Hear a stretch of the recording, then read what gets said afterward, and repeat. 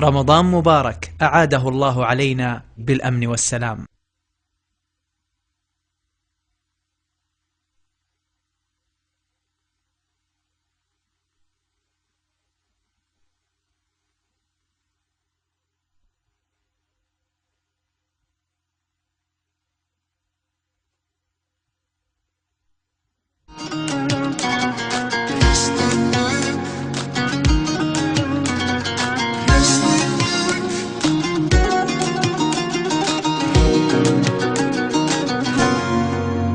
أشوفك بين أعذاري ولحظات التواني، أشوفك بين إصراري وتحقيق الأماني، وكم مديت لك حبل الرجا مني واناديك مستنيك. أنا مليت تسويفي ومن بكرة لبكرة، وكم كشكول خلصت ولا أنجزت فكرة، ولي آمال بحكيها تعال اطلع وحاكيك.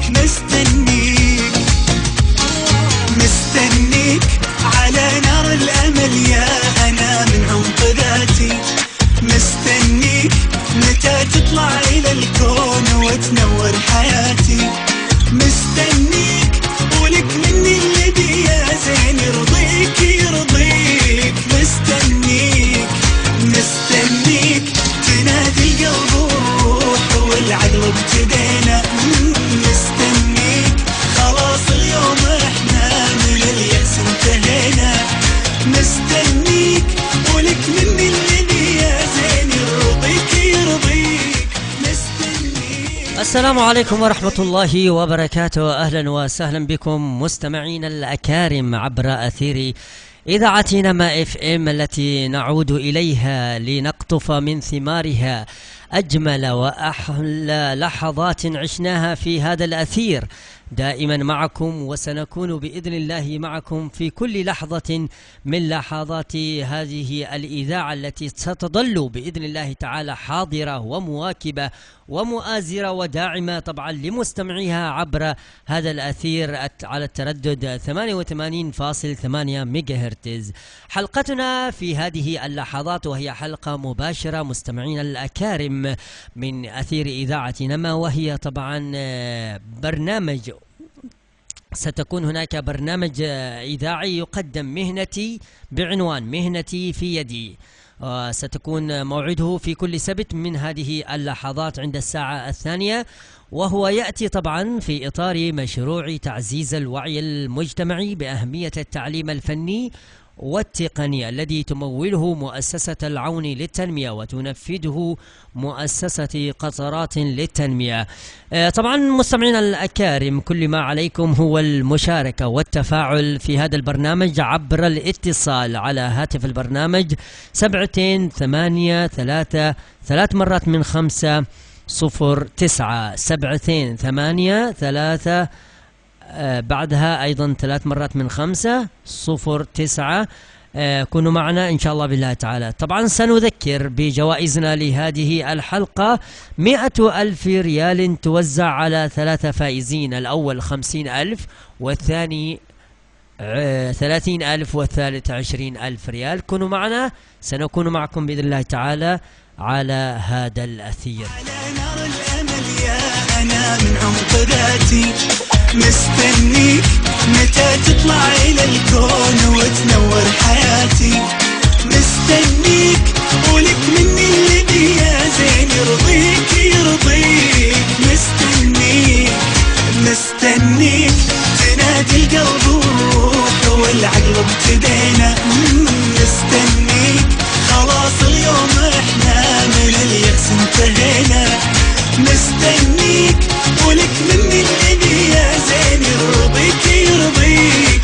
مستنيك تخيل لو أمانينا نوعدها تلاقينا وتنور ليالينا وتتحقق مساعيك أخيرا. أهلا وسهلا مستمعينا الأكارم مرة أخرى، عدنا إليكم من جديد ونتلقى أولى الاتصالات. مرحبا. السلام عليكم.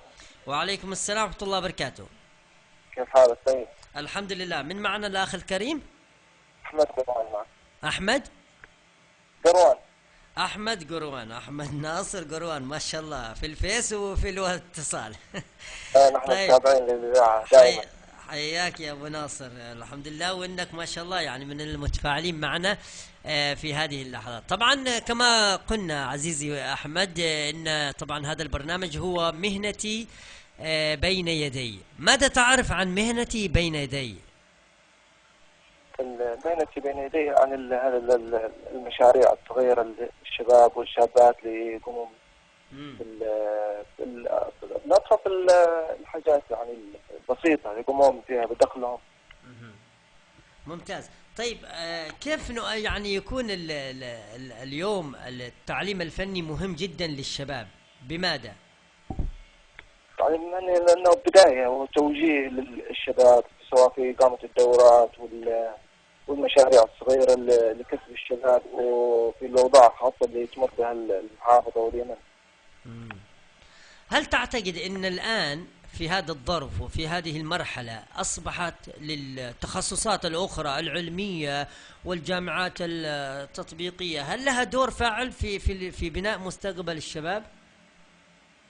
أيوة لها دور فاعل كبير، ونعمل منهم يعني الاستمرار وزيادة الوعي أكثر وأكثر. ممتاز. يعني هل تفضل إنها أفضل من التعليم الفني، أو إن الجامعات والتخصصات العلمية مثل المحاسبة وإدارة أعمال وما إلى ذلك من عدة تخصصات هل سيكون لها دور أفضل من التعليم الفني في هذه المرحلة؟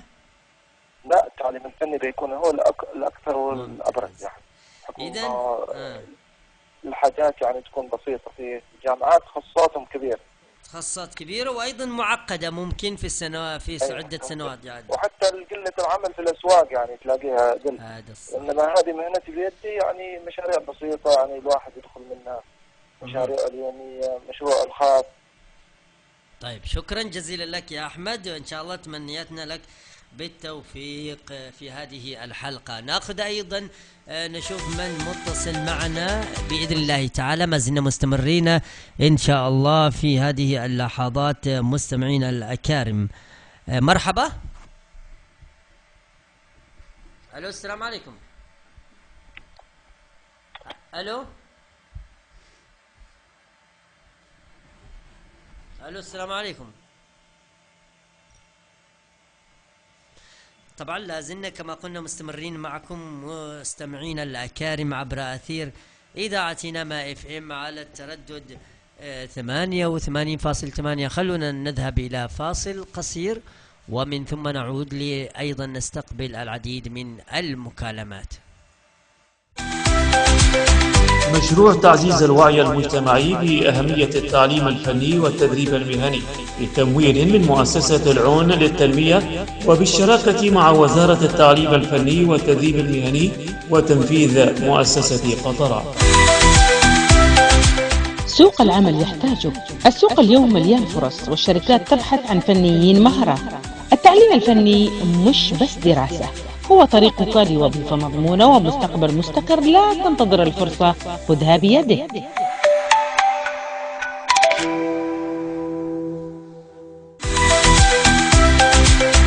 مشروع تعزيز الوعي المجتمعي بأهمية التعليم الفني والتدريب المهني بتمويل من مؤسسة العون للتنمية وبالشراكة مع وزارة التعليم الفني والتدريب المهني وتنفيذ مؤسسة قطرة.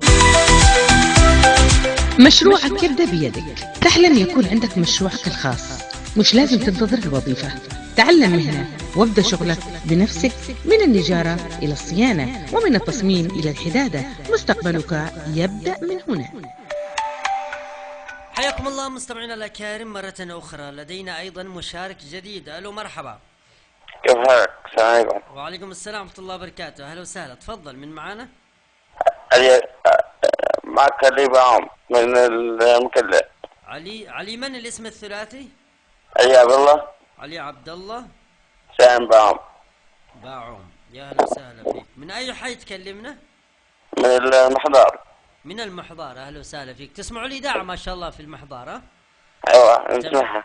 جميل. اليوم معنا طبعا حلقة هي مخصصة في مهنتي بين يدي. ماذا تعرف عن التعليم الفني والتقني وأيضا كذلك أهميته بالنسبة للشاب في هذه المرحلة؟ تفضل.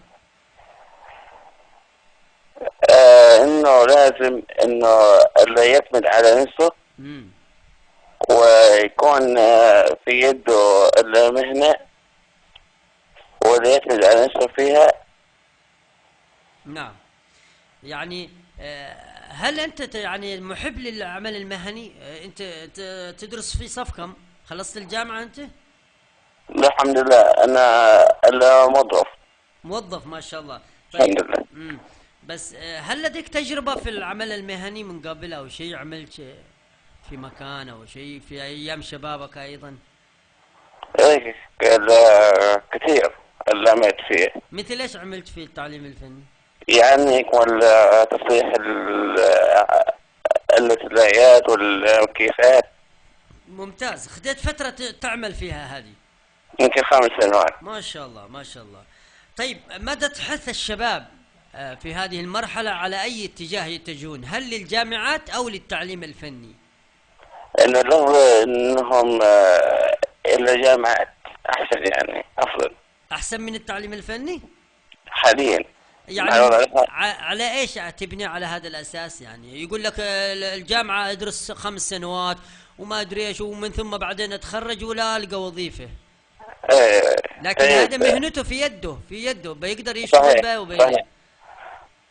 يعني يمكن يقول لك 80% انهم اللي يروحون يعني الى المعهد وال20% اللي يروحون الى حق الجامعه. نعم. أو ممكن يكون مع الاثنين معا إذا كان عندك الإرادة والرغبة. صحيح. تدرس جامعة تخصص لكي يكون مؤهلك أعلى، وأيضا يكون لك مهنة يعني تكون لك مساندة في حياتك وأسرتك في هذا الاتجاه. فعلا. شكرا جزيلا لك يا أستاذ علي. نتمنى إن شاء الله التوفيق في نهاية الحلقة. ما زلنا مستمرين معكم مشاهدينا الأكارم، وأيضا كذلك نسعد كما قلنا بالعديد من الاتصالات والعديد أيضا كذلك من المشاركات عبر هاتف البرنامج 7283 3 مرات من 509. هذه أيضا مكالمة أخرى. مرحبا، أهلا وسهلا. أيوة ألو. أهلا وسهلا، تفضلي. مروة خالد باطرفي. مروة صالح باطرفي. ها؟ مروة خالد.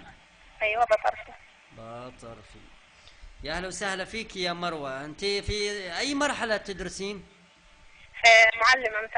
معلمة متعاقدة. ما شاء الله تبارك الله. طيب إيش أهمية التعليم الفني والتقني بالنسبة للشباب في هذه المرحلة وحتى الفتيات؟ كمان لهم أيضا كذلك مجالات متعددة في التعليم الفني، يعتمدن على أنفسهم في حياتهم وما إلى ذلك، يفتحن مشاريع وما إلى ذلك. تفضلي. أكيد طبعا التعليم مهم في حياة الشباب أو حتى البنت طبعا، وفي منهم يكون متخصص في الجامعات أو أحيانا يكون في المعاهد التقنية والمهنية. كل شيء طبعا يكون بيستفيد منه الشاب أو الشابة. نعم. جميل. طيب أنت بأي شيء يعني ممكن تحثين الفتيات على الالتحاق بالتعليم الفني في عدة مجالات يعني؟ وهل لك قصص يعني ناجحة سمعتيها من أي أحد تعرفينها عندها مهنة ما شاء الله وهي حققت اليوم نجاح كبير؟ طبعا أول شيء المفروض عليه إنهم يلتحقون بهذه الجامعات أو حتى المعاهد اللي تكون لها في المستقبل مهنة أو مشروع أو أي شيء يستفيد منه. ممتاز. هل لك يعني تجربة يعني من خلال زميلاتك أو شيء بواحدة تعمل في الخياطة في التطريز في الكوافير تحقق نجاحات؟ أيوة أكيد في كثير، وحتى لو اشتغلوا معاهم وظيفة تحصل لهم مهنة ثانية سواء حنة أو كوافير أو غيرها من هذه المشاريع، يعني اثنين ما شاء الله في واحد. إذن شكرا جزيلا لك يا مروة على المشاركة والتفاعل معنا، وأتمنى لك إن شاء الله بالتوفيق في نهاية الحلقة. شكرا. ما زلنا أيضا مستمرين معكم مستمعين الأكارم على أثير نما اف ام على التردد 88.8 ميجا هرتز، ونذهب إلى فاصل قصير ومن ثم نعود لنكمل الحلقة. كن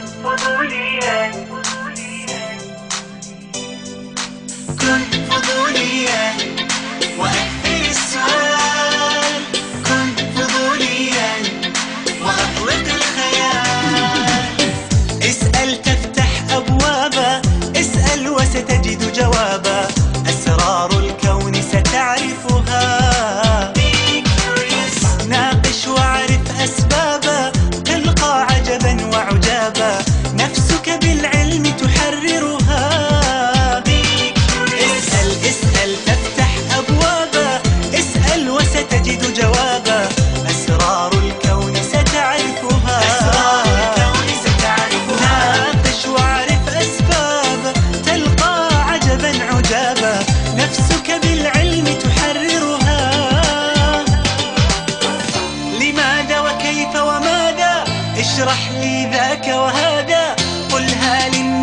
وأكررها.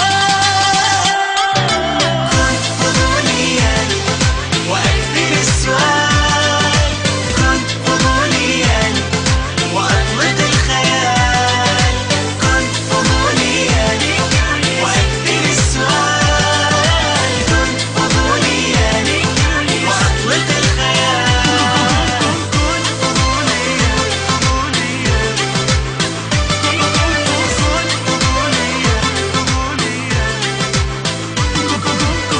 جيل يستفسر يسأل، هو جيل أسعد وأجمل يفهم دنياه.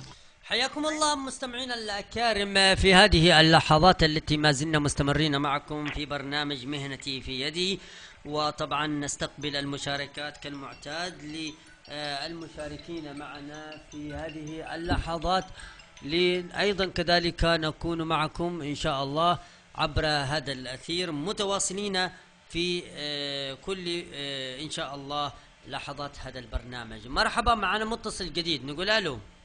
السلام عليكم. السلام ورحمة الله وبركاته، ارفعي صوتك. مروة أمين عبد المجيد. من؟ مروة أمين عبد المجيد. العكبري. عبد المجيد. يا أهلا وسهلا. طيب يا مروة، ايش حابة تقولين عن مهنتي في يدي، وأيضا كذلك مشروع تعزيز الوعي المجتمعي في التعليم التقني والمهني، ماذا تقولين؟ طبعا التعليم المهني له أهمية كبيرة في الوقت الحالي، بحكم أنه يوفر يعني مهارات تكون في متناول الجميع، الشباب والشابات. نعم، يعني يتميز باختلاف المهارات، يعني يكون سبحان الله كل واحد حسب مجاله، سواء كانت للشباب في مروة ارفعي صوتك شوية. في مجال البرمجة وغيرها من المهارات، وكذلك للنساء. يعني في سبحان الله تشوف كثير من التجارب للشباب اللي استفادوا من هذه المشاريع مهنتي بين يدي، هي تكون أساسا مكملة للتعليم الجامعي. صحيح. يعني ما حد يقول إنه بيكتفي بس بتعليم فني أو بيكتفي بالتعليم ممتاز. الجامعي، فهي عبارة عن وجهان عملة واحدة. فلو معك التعليم الجامعي بتكمله بالتعليم المهني، والعكس أيضا صحيح. فهو بيوفر يعني مهارات بالوقت الحالي اللي بيتطلب من الشباب يكونون بحاجة ماسة إنه كل واحد يكتفي بمهارة بيده، يستغل وقته وينفع نفسه ومن حوله. ما شاء الله، شكرا لك يا مروة، مشاركة طيبة، ونتمنى لك إن شاء الله بالتوفيق في نهاية هذه الحلقة. ما شاء الله ردود أفعال يعني من المشاركين ما شاء الله كانت يعني تصب في أهمية التعليم المهني والتقني، وأيضا كذلك تعزز أيضا كذلك من الحضور الفاعل في المجتمع، وبإذن الله تعالى أن يكون أيضا كذلك مجتمعنا منتجا وليس متفرجا. مرحبا. هلو. مرحبا، تفضلي، من معنا؟ منى خالد بطرفي. منى خالد ولا صالح؟ خالد. منى خالد باطرفي. من وين يا منى؟ هو. من فوة. أهلا وسهلا. تسمعي الإذاعة أنت يا منى كل يوم؟ أيوة. ممتاز. اليوم طبعا حلقتنا مخصصة زي ما قلت عن التعليم أو مهنتي في يدي، وبكل تأكيد أهمية التعليم التقني والمهني في المجتمع. كيف تنظرين له يا منى؟ التعليم مهم طبعا في حياة الشباب، وطبعا يستفيد منه بعدين في المستقبل. وطبعا أنا طالبة في الجامعة، ونقول إن التعليم الجامعي أو حتى المهني أو التقني كلها طبعا مكملات لبعضها البعض. فإذا اختار جامعة أو إذا اختار معهد أو أي شيء طبعا بيستفيد منه. نعم، جميل. طيب يا منى، هل لديك قصة نجاح عن فتاة يعني فتحت من لها مشروع وأصبحت اليوم يعني ما شاء الله تمتلك يعني قاعدة، تمتلك أيضا إمكانيات، تمتلك أيضا قدرات، حتى أملاك؟ تفضلي. في كثير وايدات اللي هم قصص ما شاء الله، بعض بيبدون من الصفر ودحين صاروا ما شاء الله يعني اللي هم صيت كبير. ممتاز. في أي مجال في مثل هكذا أنت يعني تعرفين التجارب هذه في أي مجال تعرفين إيش النوع اللي تشتغله هذه الامرأة واللي تعرفين عنها هذه قصة النجاح؟ كلمة أسهل. أقصد إنه في أي مجال تعرفين الشخص الذي عنده قصة نجاح، هل هو يعني فتاة سواء في التطريز أو كوافير؟ فتيات كلها. نعم. مشاريع يبدونها من الصفر. أيوة، مثل إيش هذه المشاريع؟ مشاريع مثل حاجة الكيك. الكيك. أيوة. بعضهم دخلوا دورات. نعم.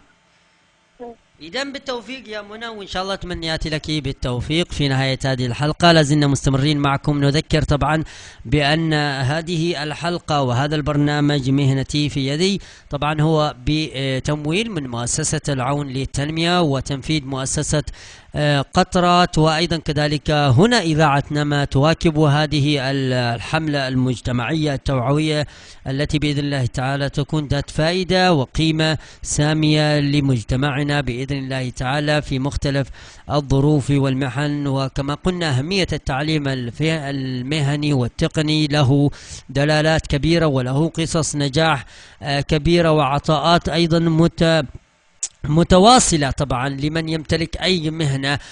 لدينا قصص كبيرة من النجاحات المختلفة على مستوى الفرد وعلى مستوى حتى الجماعات. هناك طبعا جميل أن يجتمع عدد من الشباب أو الفتيات في مشروع معين وينطلقون به نحو تحقيق أهدافهم وطموحاتهم، وأيضا كذلك يعتمدون على أنفسهم في هذا المجال. وإن شاء الله نشوف أيضا كذلك مثل هذه النجاحات ومثل هذه الأفكار الجميلة التي تعود بالنفع والفائدة على مجتمعنا. اليوم طبعا حقيقة الوضع يمر بظروف استثنائية، هناك لا وجود لوظائف ولا وجود أيضا كذلك لفرص لدى الحكومة بأن يعني تستوعب الأعداد الكبيرة من الخريجين. كم نشاهد طبعا الخريجين بالأعداد والكم الهائل يتخرجون من الجامعات في مختلف التخصصات، لكن طبعا لا يلقون طبعا الفرص المتاحة لمواصلة أيضا كذلك مشوارهم، أو أنهم يعني يدرسون في الجامعة في تخصصات مختلفة ومن ثم يعملون في مجالات أخرى غير طبعا التخصصات التي يعني دخلوا فيها ودرسوها في الجامعة لمدة 4 سنوات. معنا طبعا أيضا مشارك جديد. مرحبا، تفضلي ارفعي صوتك لو سمحتي. فوزية حسن الجوهر. من فوزية حسن. فوزية حسن من؟ بن جوهر. من وين يا فوزية؟ من مسلة. بن جوهر. يا أهلا وسهلا فيك يا فوزية. استمعتي للحلقة ويعني ربما طلعتي على بعض من المشاركات، ما تعليقك يا فوزية؟ ايش تفضلي. أنصح الشباب بالتعليم والبنات، التعليم مهم لكل فتاة وشاب. نعم. فهو يعني يحمل الشهادة اللي تأهله إنه يشتغل وينفع نفسه بعدين وينفع أهله. نعم. لو قلنا يا فوزية، هل تفضلين الطب في هذه المرحلة أم التعليم الفني؟ مجال الطب أو التعليم الفني؟ التعليم الفني، لأنه ممكن بعدين يعطي مهنة أي مكان يقدر يشتغل فيه، وفرصة أقولك يعني في يدك تكون موجودة. شكرا لك يا فوزية، تمنياتي لك إن شاء الله بالتوفيق. مستمرين معكم مستمعين الأكارم عبر هاتف البرنامج 73 مرات من 509. هذا هو هاتف البرنامج. نذهب إلى فاصل قصير ومن ثم نعود مستمعين الأكارم لنكون معكم في هذه الحلقة. مشروع تعزيز الوعي المجتمعي بأهمية التعليم الفني والتدريب المهني بتمويل من مؤسسة العون للتنمية وبالشراكة مع وزارة التعليم الفني والتدريب المهني وتنفيذ مؤسسة قطرات. مهارتك توصلك للعالم. تعرف أن الحرفيين مطلوبين داخل البلد وخارجه، الكهربائيين، الفنيين، الميكانيكيين وغيرهم فرصهم كبيرة في الداخل والخارج. تعلم اليوم ويمكن تلقى فرصتك غدا.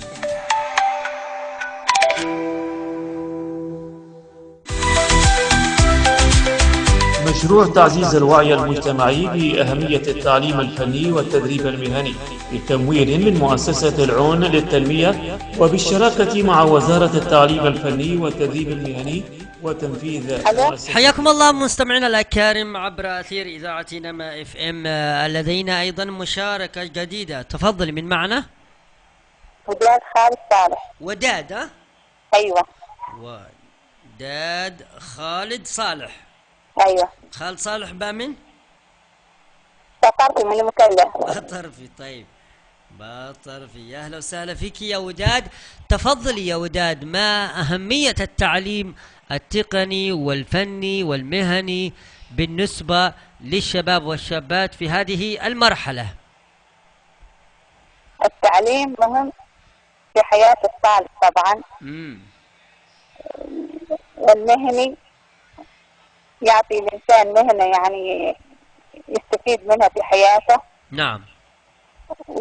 ويدخل. ممتاز. طيب يا وداد، هل في من الأسرة من يعمل في مشروع له خاص أو يعني تكون له أيضا كذلك مهنة منكم أنتم، وكيف شفتوا مدى نجاحها وأيضا كذلك استمراريتها؟ أنا طبعا متعاقدة في الجامعة. أيوه. بس من المهنة دي يعني في دخل. ممتاز. يعني انه انت برضو لديك ميول للتعليم المهني، يعني عندك مهنة. اكيد. ايش المهنة، طبيعة المهنة؟ انه الوقت ده طبعا الانسان لازم انه يلاقي على شغل. الظروف صعبة طبعا. الانسان لازم انه يشتغل يكمل دراسته. نصيحتي يعني لكل طالب وطالبة انه يكمل التعليم حقه. نعم. الشهادة يمسكها في يده في النهاية بإذن الله تعالى. اليوم طبعا أصبح أيضا مجالات المهن متعددة، هناك يعني فرص كثيرة في مجال التبريد والتكييف. أنت لو تبحثين المكيف معطل في الدار وتبغي حد يصلحه أحيانا ما تلاقي فرصة، لكن اليوم الحمد لله في شباب موجودين في ما شاء الله حتى عبر التواصل يأتون إليك، فسهولة أيضا كذلك في التواصل يعني مع أصحاب المهن. صح؟ ايوه صح كلامك. تلاقي معطله ومن رواه الفرن قال ما يشتغل ما يودي فبتجدين ايضا كذلك سهوله مع الاتصال مع صاحب المهنه وياتي بسرعه وينجز العمل حتى وانت في بيت. لكن وايضا كذلك في نفس الوقت تعطى الفرصه ايضا لكم انتم. صح.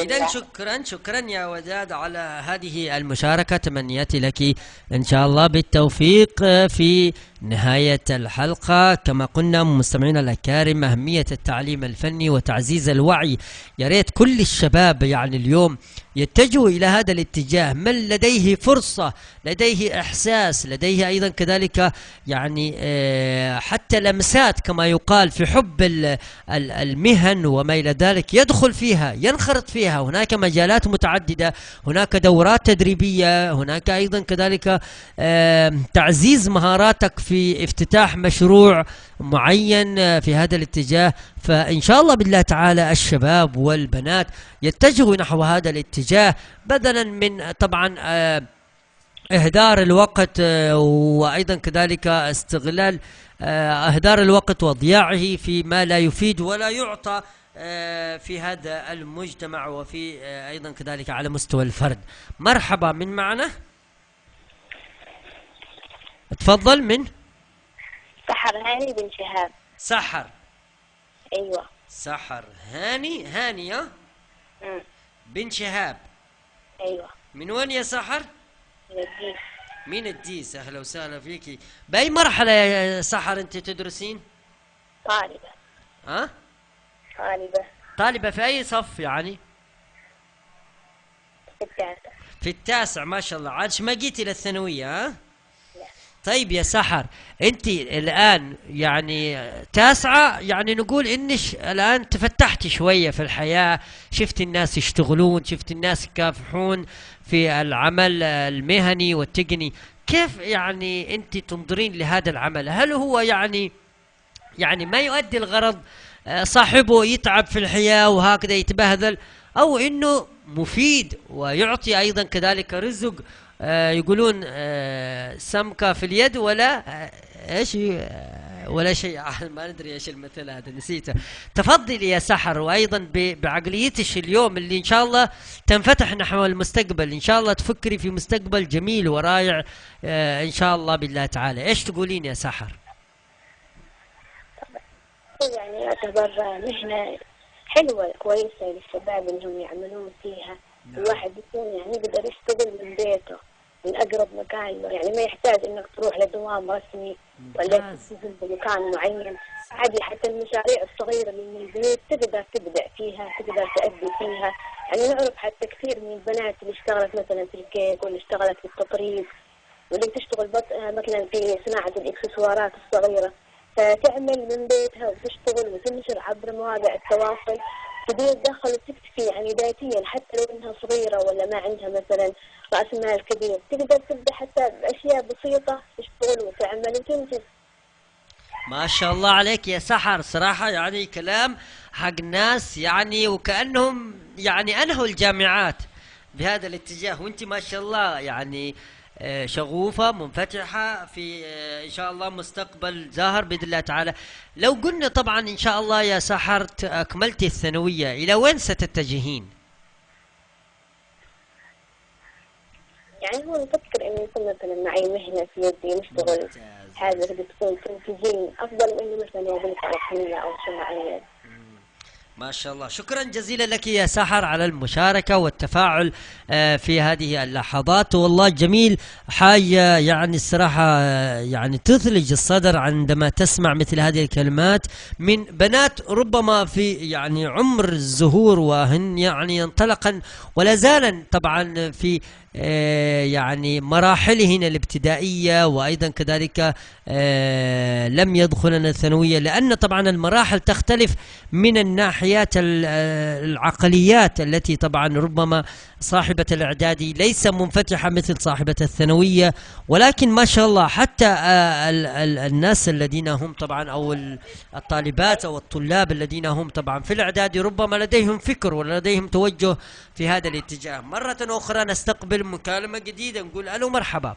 ألو السلام عليكم. السلام ورحمة الله وبركاته، أهلا وسهلا. جود أيمن بحارث. جود أيمن بحارث. يا جود، كيف وجدت إذاعة نما أن يعني تخصص مثل هذه البرامج للمجتمع؟ كيف وجدتيها؟ يعني كيف، هل هي لاقت استحسان منكم أنتم كمستمعين، وأيضا كذلك إذاعة نما لا زالت متميزة في عطائها في أيضا كذلك برامجها؟ شيء رائع ويستفيد منه المشاهدين والمستمعين. نعم ممتاز. طيب يا جود، أنت اليوم طب أيضا زين فيها، يعني أنت محبة لنما ومستمعة لها؟ أكيد. يا سلام عليك.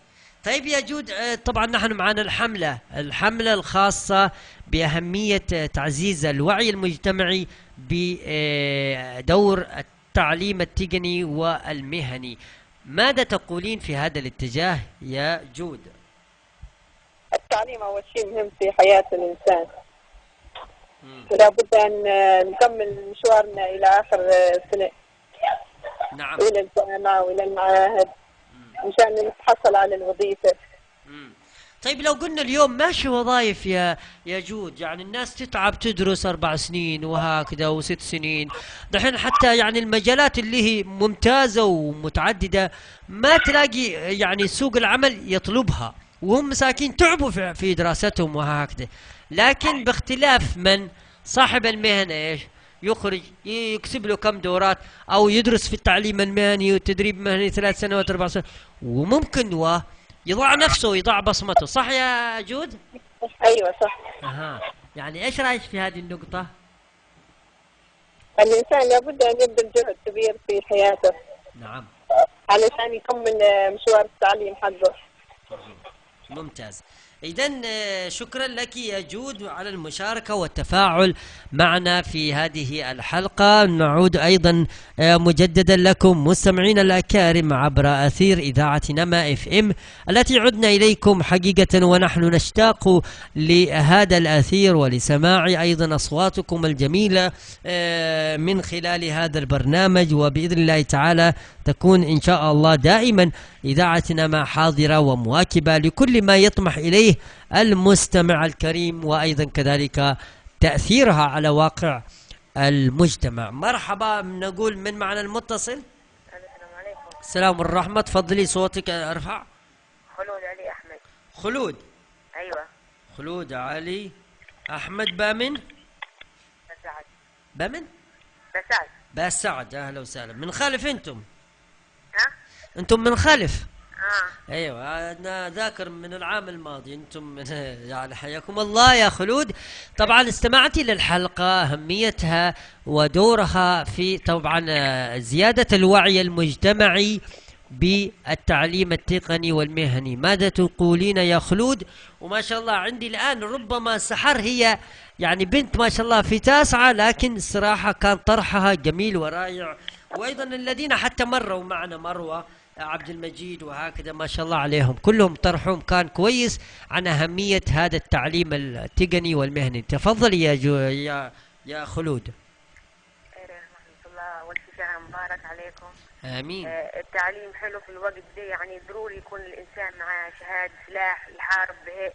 أول شيء بيتعب، يعني يقول لك لا ما بدرس إلا تتعب سنة سنتين لما الثانوي، بعدين يلا استعقب لك سنة لما الجامعة، عشان تكون لك يد مدخل رزق لك. طيب الواحد يعتمد على نفسه، ما يعتمد على حد. ايوه امك وابوك ما بيقصروا اخوانا، لكن ضروري يكون لك يد سوق عمل. صح، تعتمد على نفسك عقولك. ايوه. طيب انت ذكرتي مهمه جدا، مواصله التعليم. هل هو يمكن بالامكان في هذه المرحله ينفع التعليم الجامعي، او انه اليوم اصبح من الضروري ان تكون هناك يعني الالتحاق بالمعاهد التقنيه والمهنيه ايضا كذلك لها حضورها ولها ايضا بصمتها؟ ايش رايك في هذا الاتجاه وفي هذا الاتجاه؟ والله نلاحظ ان الجامعي افضل، يكون افضل، بعدين بيدخل بالمعاهد عادي. طيب. يعني يقوي نفسه اكثر. ممتاز. يعني الجامعي حلو الجامعي صراحه. حلو. نعم فعلا صحيح. نعم باذن الله تعالى. حتى بعدين سبحان الله لو كنت ماشي ما بتقدر تشتغل شهادتك، ما بتقدر تشتغل بشهادتك، معك مهنه ثانيه. معك مهنه عادي. نعم. الشغل مو هو عيب. صحيح. ايوه كلنا درسنا وكلنا كملنا وكلنا نشتغل عادي. ممتاز. مع الوقت بيصطفى الله والغلاء كله يبغى لك شغل ضروري في يدك. جميل.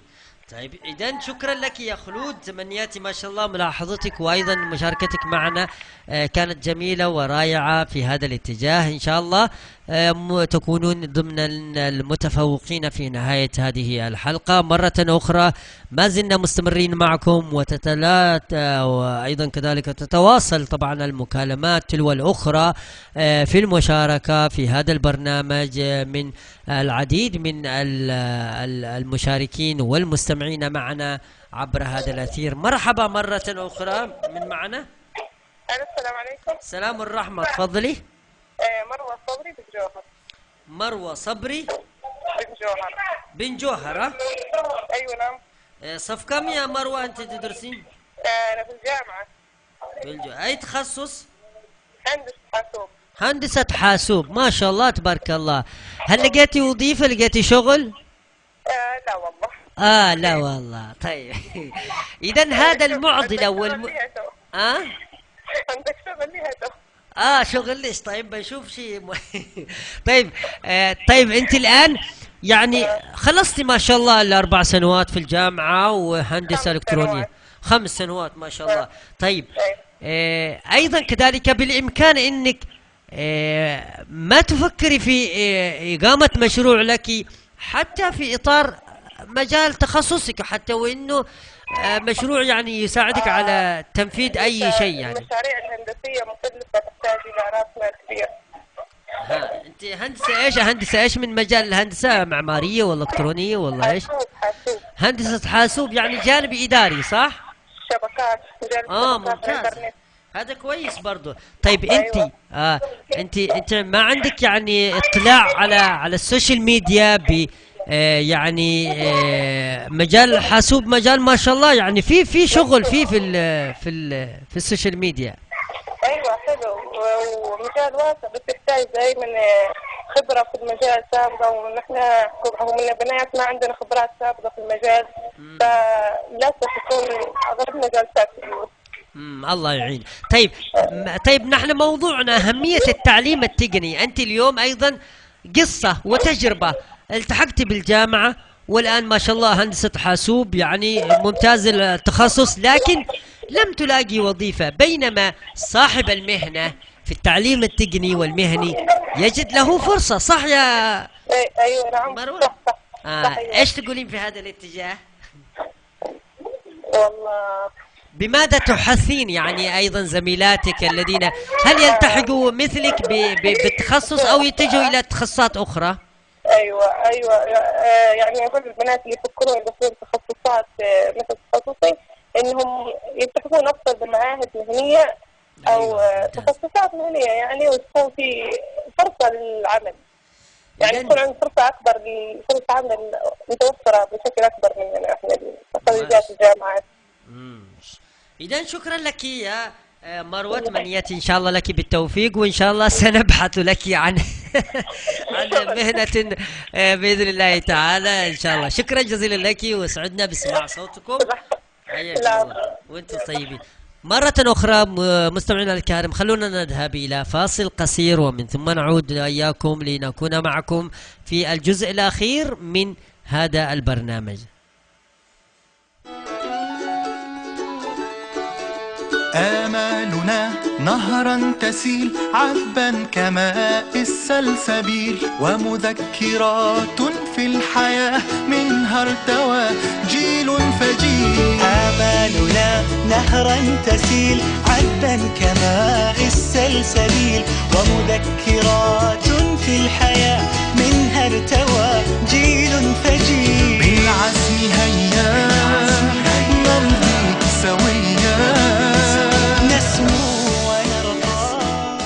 حياكم الله مستمعينا الأكارم. طبعا معكم فادي حقان، وأيضا كذلك من التنفيذ الزميل الرائع شريف بفضل. ما زلنا مستمرين معكم في حلقتنا، وأيضا كذلك إطلاق أولى طبعا حلقاتنا لهذا البرنامج. كل سبت راح يكون إن شاء الله، ونذكر طبعا بجوائزنا 100,000 ريال توزع على 3 فائزين معنا في كل حلقة.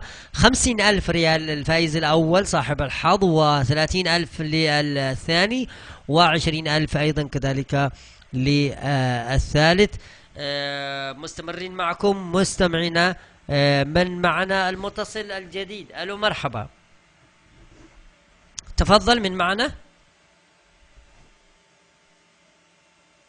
طيب ما زلنا مستمرين. نعم مرحبا، أهلا وسهلا. أخفض صوت الراديو لو سمحت. ألو أخفض صوت الراديو، تفضلي. من معنا؟ صفا خالد صالح. من شفاء صفا خالد صالح بطرفي. ايوه. طيب يا صفا ما شاء الله تبارك الله، عائلة ما شاء الله تبارك الله، مشاركة متفاعلة أيضا كذلك، يعني لها يعني ربما حضور في هذا الجانب. وما شاء الله يعني أغلب أخواتك اللي شاركوا معنا كان يطرحن طرح جميل ورائع حق ناس واعيين منفتحين أيضا منطلقين في الحياة.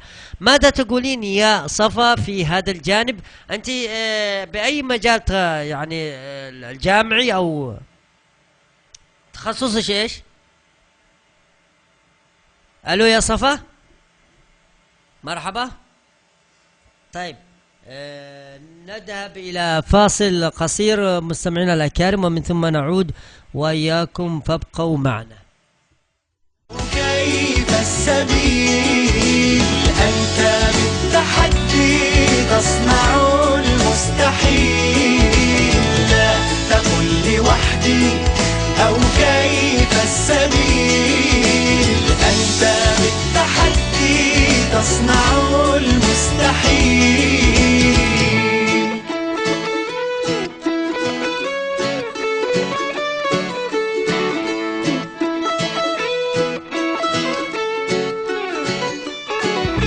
نمضي على سنن الهدى وعن المبادئ لا نميل، بالعزم نجتاز المدى ونسابق الدرب الطويل. افرض وجودك في الحياة وكن كما وقع المطر، وانثر حروفك في السماء نورا كما ضوء القمر.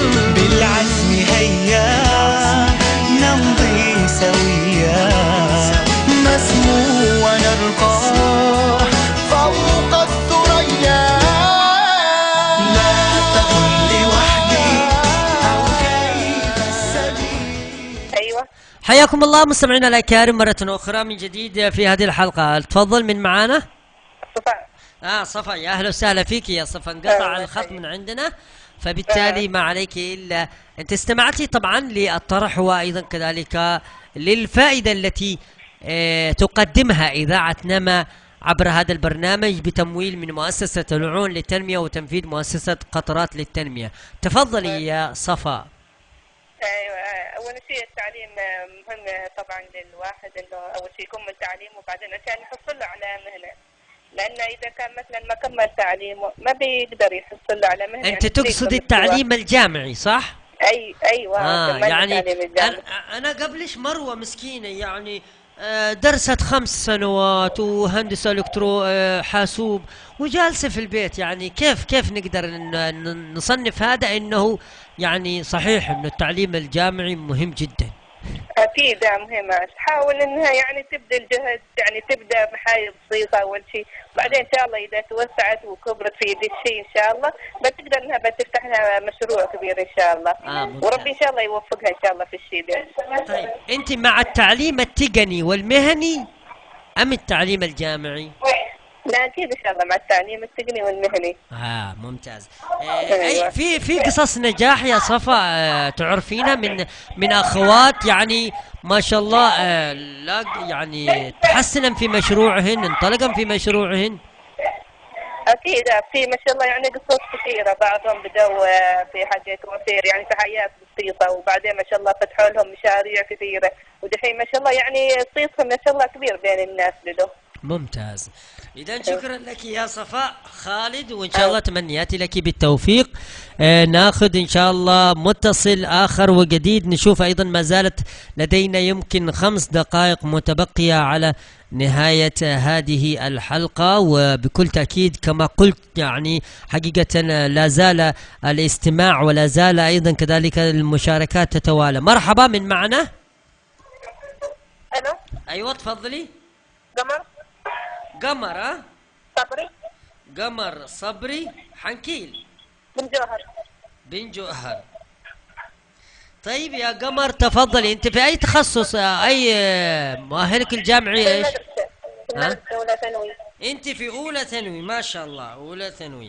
طيب يا قمر، انت الان اصبحتي واعية ناضجة وتفكرين في تخطيط مستقبلك ان شاء الله من الان، لكي طبعا لا تنصدمي طبعا في المستقبل بالواقع، لابد من التخطيط من الآن.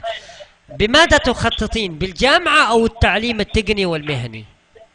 إن شاء الله بالجامعة. بالجامعة، في أي تخصص بالجامعة؟ أنا فكرت إن شاء الله بعدين. لكن نحن لدينا تجارب عديدة ولدينا مخرجات كبيرة من الجامعة لا تلقى فرص في العمل. كيف يعني انت يعني تحبي هذا المجال؟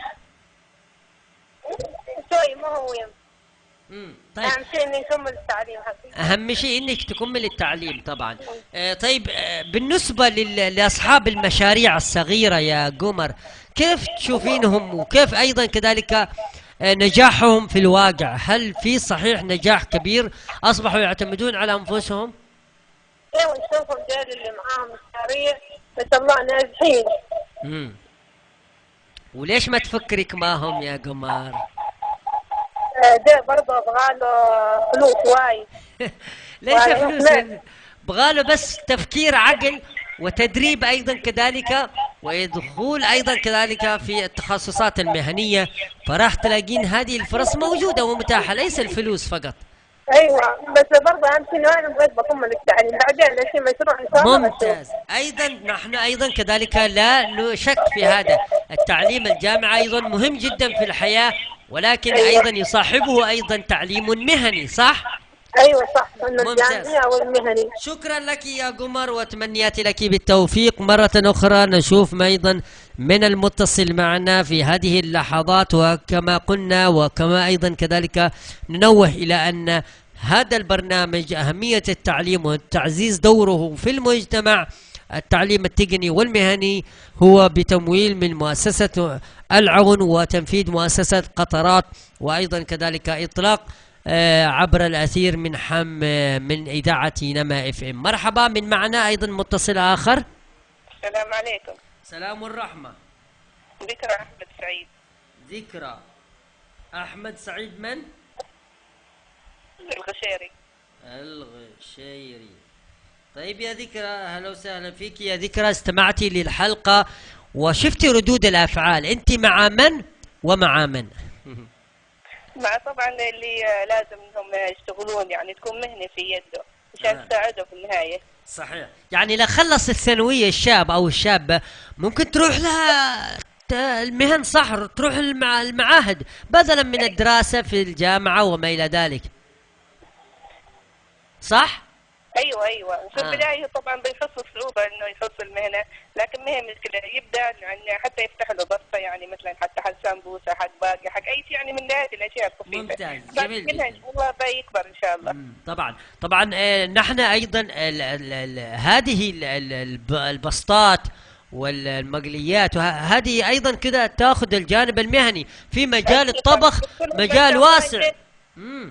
وتحصلهم ما شاء الله هندي بعضهم يحصلون دخل اكثر بعدين اذا يعني توسعوا في ذا الشيء. طيب يا ذكرى، لو حد من اولادك وبناتك بغى بيروح الجامعه بيتعبكم بيخسركم، وبتقولي له بتنصحينه بايش؟ هل يتجه للجامعه او يتجه للتعليم المهني والتقني؟ لا، وش بشجعه ان شاء الله انه يروح وشيء للتعليم المهني. ممتازه. بعدين ممكن يكمل دراسته عن بعد. الان في متاح عن بعد، صح؟ ايوه صح كلامك. شكرا لك يا ذكرى، تمنياتي لك ان شاء الله بالتوفيق. وناخذ ايضا نشوف من ايضا متصل اخر.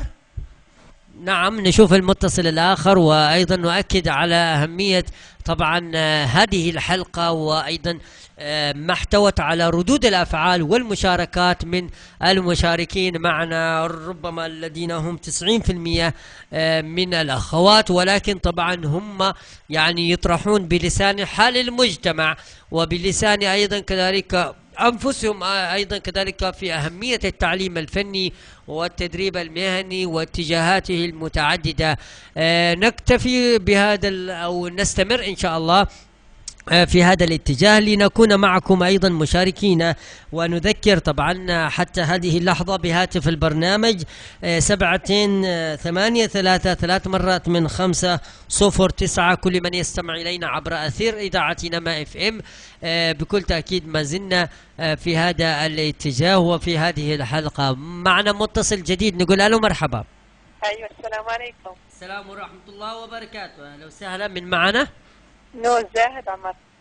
نور سالم عمر بامن بحارث الحامد. لا بحارث بحارث. طيب يا نور، يا اهلا وسهلا فيك يا نور. انت خلصت الجامعة؟ لا، عانية لها السنة الثانية دي. ثانية ايش؟ ثانوي؟ لا ثانية جامعة عانية. ثانية جامعة. ايش من تخصص؟ رياض أطفال. رياض أطفال. أوه، الله يعينش على أطفال. طيب طيب يا نور، كيف يعني تتوافقين معنا في أهمية، ما هي الأهمية بالنسبة للتدريب المهني والفني أو الجامعي؟ أكيد الفني. ولماذا اتجهت إلى رياض الأطفال؟ خلاص هذا رغبتي اصلا. رغبتش في رياض الاطفال. طيب جميل. لا وبعدين نحب الاطفال مي. كلنا نحب الأطفال. طيب لكن كيف تجدين المهن اليوم؟ أصبحت المهن مع وجود أيضا مخرجات من الجامعة لا تلقى الفرصة في الالتحاق بوظيفة أو الالتحاق بأي شيء، لكن كيف تجدين المهن اليوم؟ تفضلي. عليهم أن يسعون إلى هذا الشيء أول شيء. إنه إيش؟ يسعون إلى هذا الشيء. يسعون يعني ممكن أنت تحبين وترغبين وتحثين الشباب والفتيات على الالتحاق بالتعليم المهني والتقني. أيوة. إكسابهم مهارات صح في الحياة. أيوة. إذا شكرا لك يا نور، وإن شاء الله ما زلنا أيضا كذلك مستمرين معكم. نذكر بجوائزنا 100,000 ريال توزع 50,000 ريال للفائز معنا في المركز الأول، و30,000 ريال للثاني، و20,000 ريال أيضا كذلك لصاحب المركز الثالث. مرة أخرى لدينا مشاركة من الأخ والأخت. تفضل. ألو. مرحبا تفضلي. حنين سعد الحبشي. صوتك لو سمحتي أرفع. حنين سعد الحبشي. حنين سعد الحبشي. طيب يا حنين، انت متابعة دائمة لإذاعة نما، وأيضا كذلك اليوم معنا أيضا هذه الخطوة وهذه طبعا الحلقة خاصة بأهمية وتعزيز الوعي المجتمعي للتعليم المهني والتقني. ماذا تقولين؟ والله نتمنى أن كل البنات والنساء يكملوا تعليمهم، لأن التعليم في الوقت الحالي هو السلاح بيدها، يعني بتقدر هي بتعتمد على نفسها وبتعتمد على يعني بتوفر لعيالها حياة في جنب. يعني الحياة اللي احنا فيها. يلتحقوا بالتعليم الجامعي أو المهني؟ الجامعي أفضل. الجامعي أفضل. يعني نحن نحترم وجهات النظر في هذا الاتجاه، ولكن اليوم يا أختي إنه المخرجات للجامعة ما تلاقي فرصة في الوظيفة.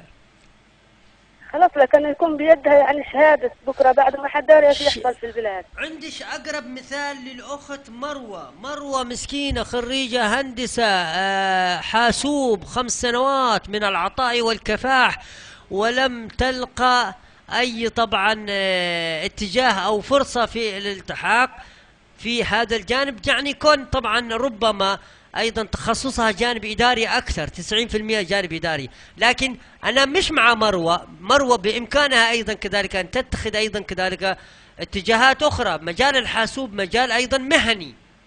أيوة صحيح. لكن اليوم المهنة التبريد والتكييف، مهنة أيضا كذلك الورش، إصلاح السيارات، إصلاح أيضا كذلك المصانع. اليوم أيضا كذلك هناك انفتاح في الرغبة في الاستثمار في هذا البلد رغم ما يعانيه البلد من ظروف، لكن في مصانع ما شاء الله ترغب في من تستقطب الشباب الذين لديهم ايش؟ مهن. أكيد هو الواحد يعني يستغل المهن اللي هو معه، بحيث إنه بكرة بعد لو تطورت البلاد وتحسن حال البلاد يعني تكون قد عنده خبرة في المجال اللي هو فيه.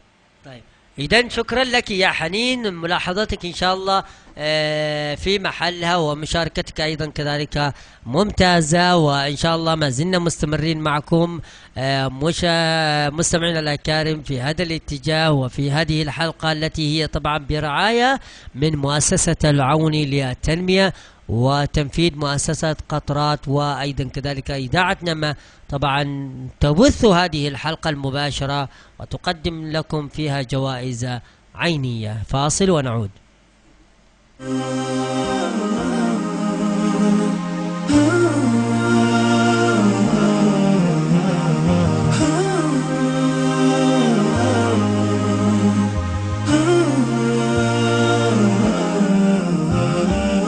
سافر الزهر فسر مع نسائم الربيع، أنت لا لم تنكسر ولك الكون الوسيع. سافر الزهر فسر مع نسائم الربيع، أنت لا لم تنكسر ولك الكون الوسيع. لا تقف أو تنتظر فالليالي قد تضيع. ها هو العمر يمر رغم أعذار الجميع.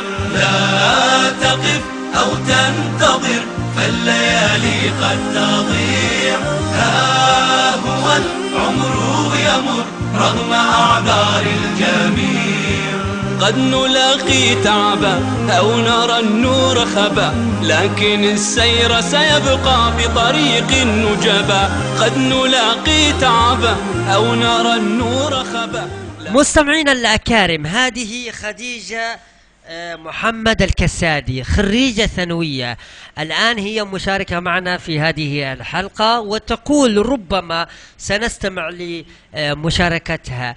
يا خديجة، أنت الآن جاهزة للمرحلة الجامعية أو للانطلاقة لبناء مستقبل ولمشوار أيضا كذلك يعطيك يعني اتجاهات متعددة.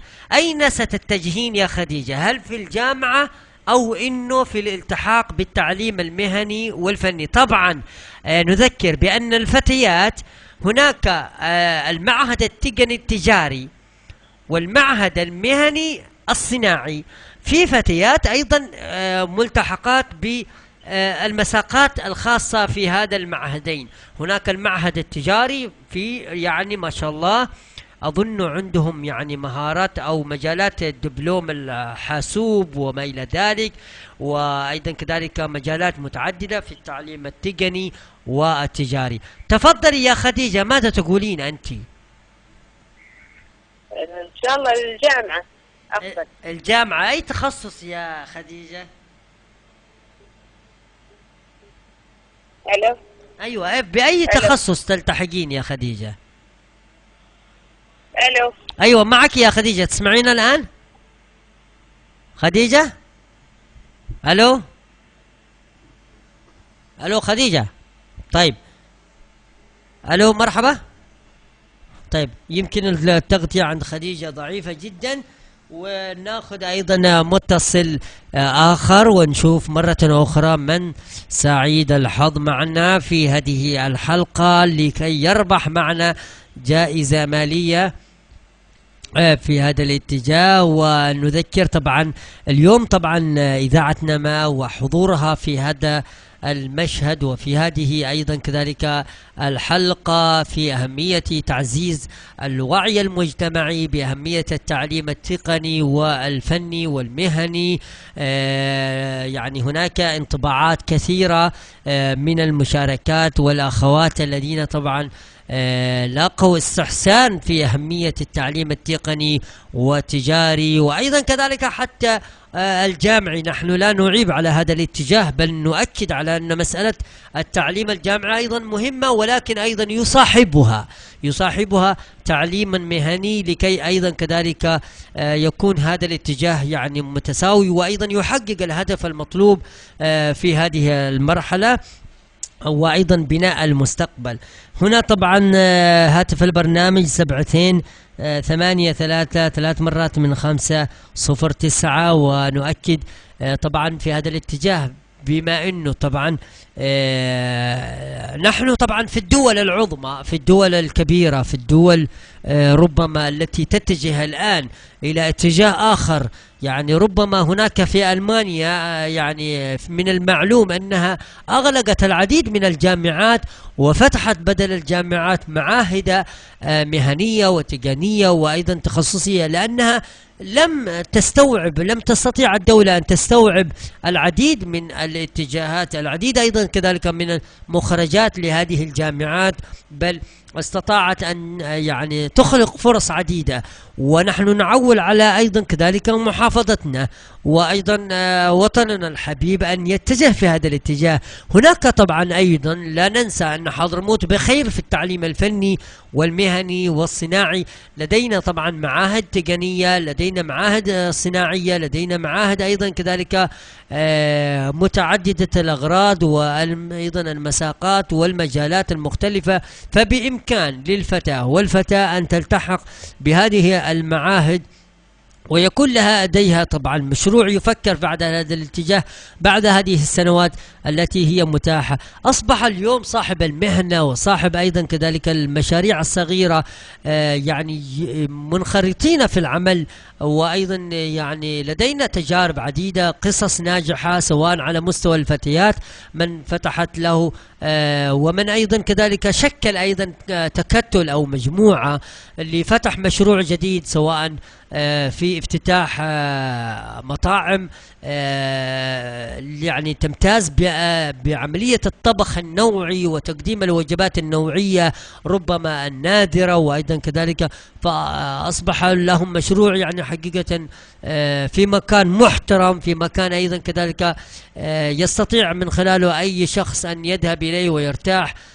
وينسى هموم طبعا ربما المعاناة وما إلى ذلك، ويكون هناك في كافيه وفي أيضا كافي شوب محترم مهيأ يعني نجد في هذا العاملين في هذا الكافيه وفي هذا المشروع هم من الشباب من الفتيات ومن البنات، يعني صراحة انطلقوا في هذه الحياة وفتحوا لهم مشروع في هذا الاتجاه. أيضا هناك قصص نجاح أخرى في الخياطة، في التطريز، في الكوافير، هناك مشاريع ما شاء الله في الكوافير، شغالات البنات في هذا الاتجاه في مساقات هذا الجانب، يعني أيضا كذلك حتى اليوم من ذوي الهمم لديهم مشاريع، لديهم أيضا كذلك اتجاهات في الالتحاق بهذه المهن، وهم من ذوي الهمم طبعا لديهم مشاريع ما شاء الله، قصص نجاح متعددة يعملون في هذا الجانب. إن شاء الله بالله تعالى. أيضا كذلك مؤسسة العون للتنمية يعني ترسم ورسمت سياسة واضحة واستراتيجية أيضا كذلك منطلقة نحو دعم التعليم المهني والتقني والصناعي في هذه المرحلة التي طبعا تتطلب جهود كبيرة من مختلف الجهات الرسمية وأيضا كذلك المعنية. أيضا كذلك جهود مؤسسة قطرات لتبني هذه الفكرة وتبني هذه الحملة في تعزيز أهمية العمل المجتمعي وأيضا التقني وتعزيز دور العمل أو تعزيز المهنة بين يدي مهنتي في يدي في هذا الاتجاه، لها دلالات ولها أيضا كذلك أثر كبير في المجتمع بأن أن يكون هناك طبعا أثره من خلال يعني النشر بين أوساط وسائل الإعلام المختلفة المسموعة والمقروءة، وأيضا كذلك حتى المرئية، وأيضا كذلك تعزيز أيضا كذلك في جانب الاتجاه. طبعا نكتفي مستمعينا الأكارم بهذا القدر من المشاركين والمشاركات معنا في هذا الاتجاه. نذكر بأسماء الفائزين معنا إن شاء الله: أحمد ناصر قروان، وعلي عبد الله باعوم، ومروة صالح باطرفي، ومروة أمين عبد المجيد، ومنى خالد باطرفي، وفوزية حسين بن جوهر، ووداد خالد باطرفي، وسحر هاني بن شهاب، وجود أيمن باحارثة، وخلود علي أحمد باسعد، مروة صبري بن جوهر، وصفا خالد باطرفي، وقمر بن جوهر، وذكرى أحمد الغشيري، ونور سالم باحارث، وحنين سعد الحبشي، وخديجة محمد الكسادي. هؤلاء طبعا الذين سنجري عليهم عملية السحب إن شاء الله، وسنعلن عن الفائزين معنا في نهاية هذه الحلقة، ونحن في نهايتها. كونوا معنا. مشروع تعزيز الوعي المجتمعي بأهمية التعليم الفني والتدريب المهني بتمويل من مؤسسة العون للتنمية وبالشراكة مع وزارة التعليم الفني والتدريب المهني وتنفيذ مؤسسة قطرات. تعلم واشتغل في نفس الوقت. ما تريد أن تضيع سنوات من حياتك في انتظار الوظيفة. التعليم الفني يتيح لك تبدأ عملك حتى قبل التخرج. تعلم مهارة اليوم وابدأ بكسب المال غدا.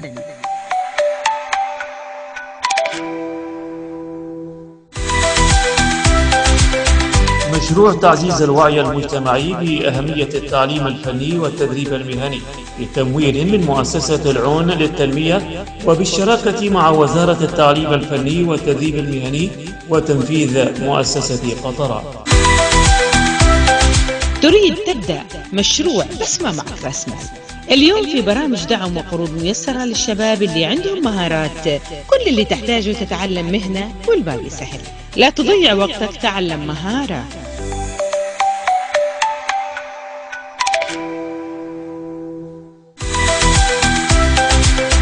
مشروع تعزيز الوعي المجتمعي بأهمية التعليم الفني والتدريب المهني بتمويل من مؤسسة العون للتنمية وبالشراكة مع وزارة التعليم الفني والتدريب المهني وتنفيذ مؤسسة قطرة.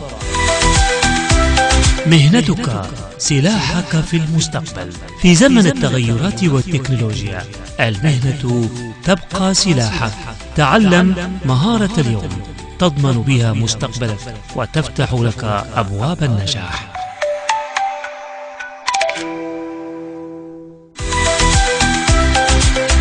مشروع تعزيز الوعي المجتمعي بأهمية التعليم الفني والتدريب المهني بتمويل من مؤسسة العون للتنمية وبالشراكة مع وزارة التعليم الفني والتدريب المهني وتنفيذ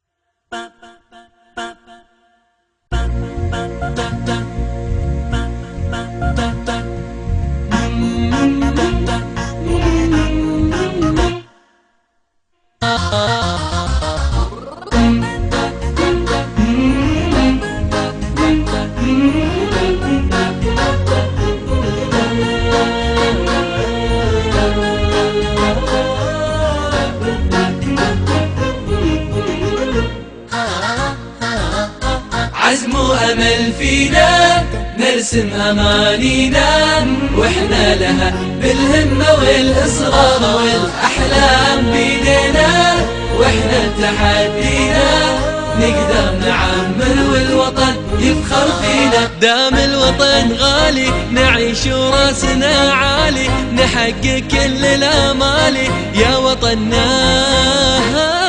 دام الوطن غالي نعيش وراسنا عالي نحقق كل الآمال يا وطننا. هذه قيمنا وحدة هوية همة قوية عزة وطن. هذا زمننا واحنا بقيمنا نغلي علمنا نبني الوطن. هذه قيمنا وحدة هوية همة قوية عزة وطن. هذا زمننا واحنا بقيمنا نغلي علمنا نبني الوطن. احنا الشباب احنا الشباب احنا الشباب احنا الشباب.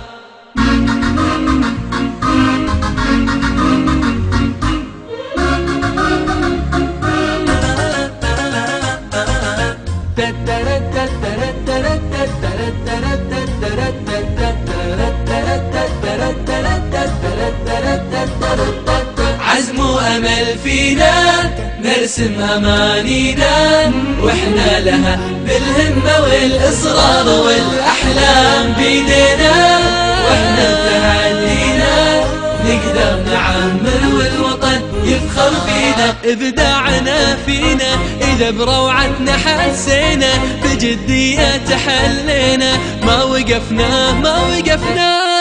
إبداعنا فينا إذا بروعتنا حسينا بجدية تحلينا ما وقفنا.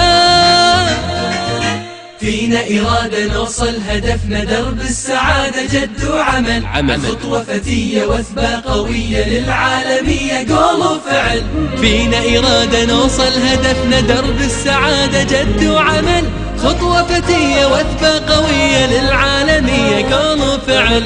احنا الشباب احنا الشباب احنا الشباب احنا الشباب.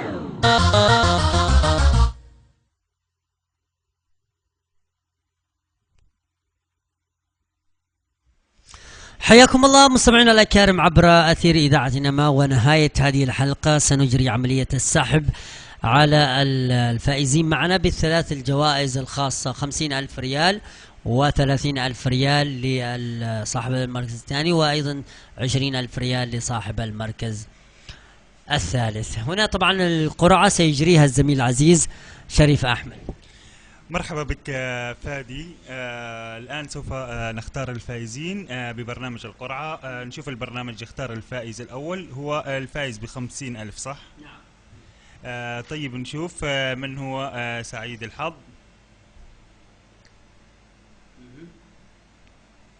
نشوف البرنامج يختار من.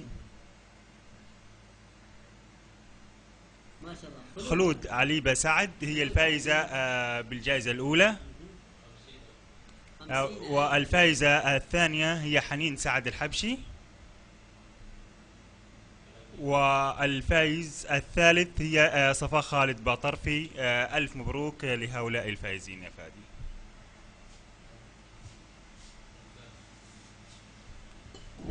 طبعا بكل تأكيد مستمعينا الكرام نذكر بالفائزين معنا خلود اسمها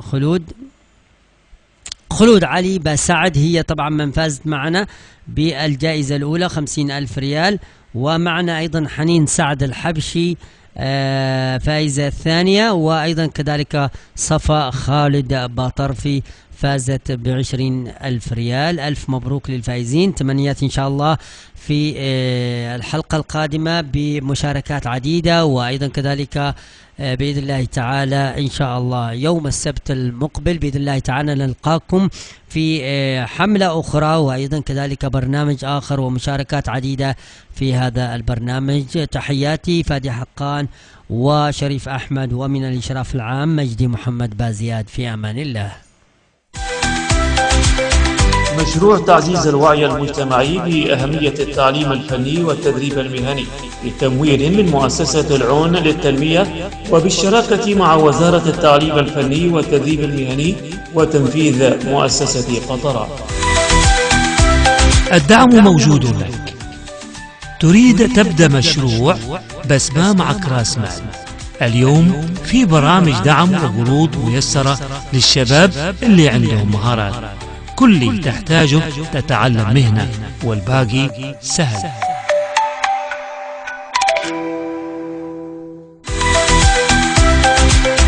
مشروع تعزيز الوعي المجتمعي بأهمية التعليم الفني والتدريب المهني بتمويل من مؤسسة العون للتنمية وبالشراكة مع وزارة التعليم الفني والتدريب المهني وتنفيذ مؤسسة قطرة. الوقت يمضي، وأفضل استثمار هو في نفسك. لا تنتظر الفرص تجيلك. تعلم مهنة اليوم واصنع فرصتك بنفسك. التعليم الفني هو طريقك للنجاح.